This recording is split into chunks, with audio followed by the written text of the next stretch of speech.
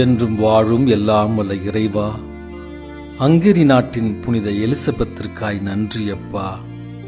ஏழையரிடத்தில், இல்லாதோரிடத்தில், ஒடுக்கப்பட்டோரில் இயேசுவை கண்ட அவருடைய பரிந்துரையால் நாங்களும் எமது சமுதாயத்தில் கைவிடப்பட்டோர், ஏழையர் மற்றும் விளிம்பு நிலை மக்களுக்கு உதவிடவும் உமதன்பின் சாட்சிகளாய் விளங்கிடவும் வரம் தாரும். ஆமென். Almighty ever-living God, we praise and thank you, Lord, for the gift of Saint Elizabeth of Hungary.